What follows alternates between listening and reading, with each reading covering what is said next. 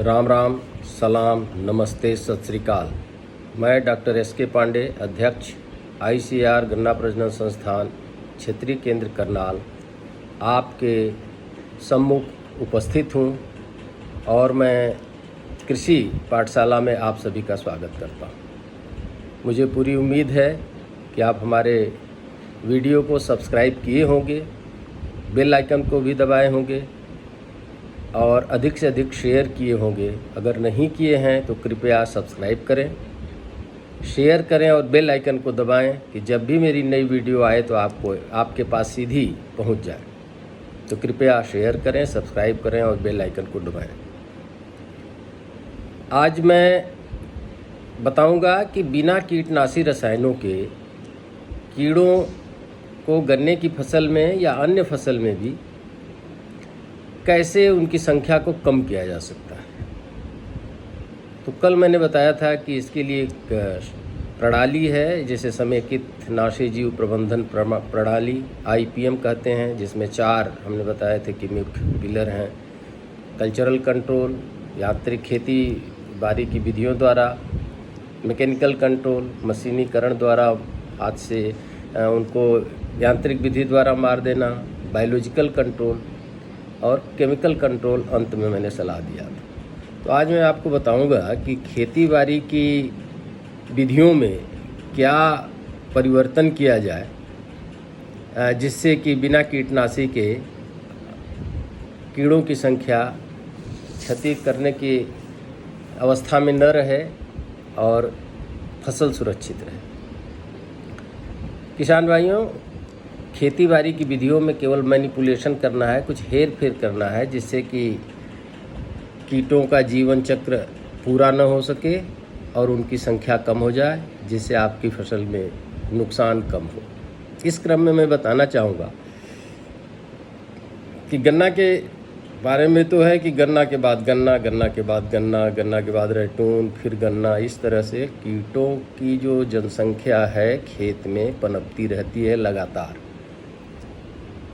तो मैं तो ये कहूँगा या होना चाहिए कि क्रॉप रोटेशन होना चाहिए। गन्ना के बाद धान, गन्ना के बाद अन्य फसल लेने के बाद क्रॉप रोटेशन करना चाहिए। खाली खेत हो तो उसमें ढैंचा लें, खाली खेत हो तो गर्मी की जुताई कर दें, जिससे कि खेत के अंदर पड़े हुए कीड़ों की विभिन्न अवस्थाएं ज़मीन के ऊपर जुताई के माध्यम से आ जाएं, कीड़ों के द्वारा पक्षियों के द्वारा खा ली जाएं या धूप में सूख के मर जाएं। यह बहुत ही आवश्यक है। हम जब खेती करें तो यह ध्यान दें कि हम रासायनिक उर्वरकों के अलावा अधिक से अधिक गोबर, कंपोस्ट, वर्मी कंपोस्ट आदि अपने खेत में डालें।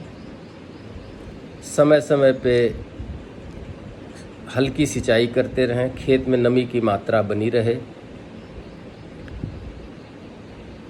नत्रजनीय उर्वरक जिसे नाइट्रोजनस फर्टिलाइज़र कहते हैं, जो आप लोग यूरिया और DAP से खेत में देते हैं, इसकी मात्रा कम दें।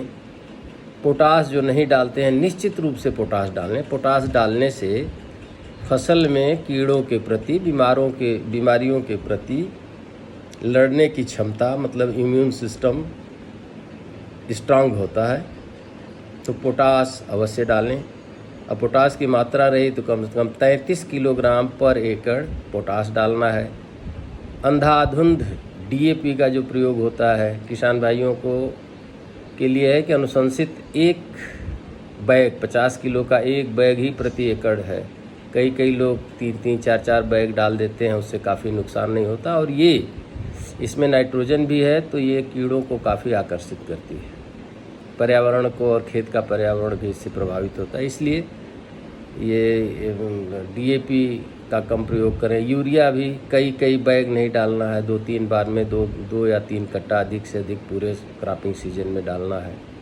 पोटास अवश्य डालिए और खेत में नमी बनी रहे, बहुत ज़्यादा पानी न लग जाए और खेत सूखा भी न रहे। सूखा की अवस्था में बहुत कीड़ों का प्रकोप होता है, जल जमाव की अवस्था में बहुत सारे कीड़ों का प्रकोप होता है।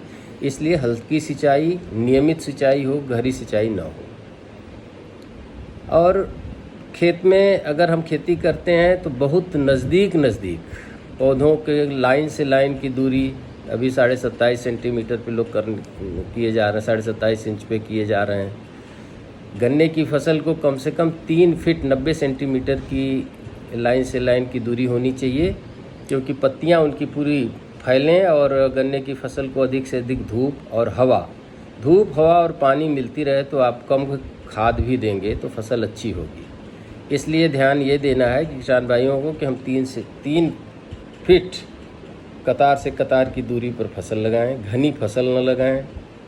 घनी फसल लगाने से पौधे प्रकाश के कंपटीशन में प्रकाश पाने के लिए नीचे से ऊपर बढ़वार बहुत तेज़ी से होती है और नीचे से ऊपर तक पौधे नीचे मोटे ऊपर पतले हो जाते हैं। अगर हम दूरी पे लगाते हैं तो पौधे स्वस्थ होते हैं, नीचे से ऊपर तक बेलनाकार लाठी के तरह का एक समान गन्ने की मोटाई होती है, उपज बढ़ जाती है।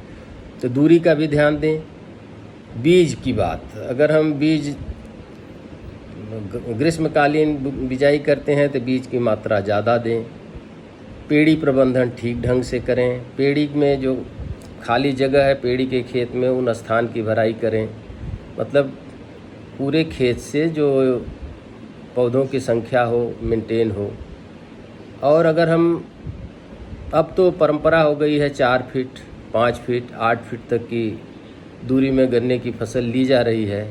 तो अगर ऐसा करते हैं तो अंतर फसल के रूप में धनिया, लहसुन, गेंदा का फूल, ये सब लगाने से कीड़ों का आपात कम होता है। तो किसान भाइयों को कुछ मुख्य बातें खेती-बाड़ी की विधियों का मैंने बताया, जिसके माध्यम से किसान भाई अगर करते हैं तो कीड़ों का प्रभाव कम होता है, उनकी जनसंख्या कम पनपती है। दूसरा है यांत्रिक नियंत्रण। यांत्रिक नियंत्रण मतलब अगर खेत में कोई भी प्रभावित गन्ना, सड़ा हुआ गन्ना, सूखता हुआ गन्ना दिखाई दिया तो उसको जड़ समेत निकाल कर खेत से बाहर निकाल दें। इसमें उपस्थित कीड़े निकल जाएंगे। अगर गोब सड़ी है तो गोब को काट के नीचे से उठा के निकाल दें। इसमें एक जैसे टॉप बोरर का अगर एक सुंडी, एक प्रभावित पौधा खेत में रह गया तो उससे एक मादा या एक प्रौढ़ निकलेगा।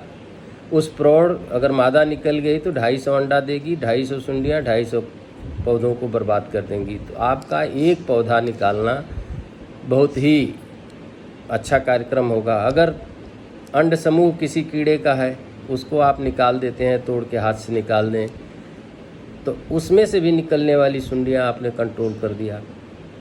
इस तरह से मैकेनिकल कंट्रोल के लिए लाइट ट्रैप लगाते हैं, फेरोमोन ट्रैप लगाते हैं। इन विधियों के द्वारा भी हम कीड़ों का कंट्रोल करते हैं। तो किसान भाइयों को चाहिए कि कल्चरल कंट्रोल, मैकेनिकल कंट्रोल को भी प्रमुखता से करें और हमारी बताई हुई बातों पर ध्यान दें। केवल केमिकल कंट्रोल के भरोसे न रहें। आगे मैं आपको जैविक कीट नियंत्रण की विधियों को बताऊंगा। आप चैनल को सब्सक्राइब करिए, बेल आइकन को दबाइए, शेयर करिए, लाइक करिए कि अधिक से अधिक किसानों तक मेरी बात पहुंच सके। धन्यवाद। जय किसान, जय हिंद।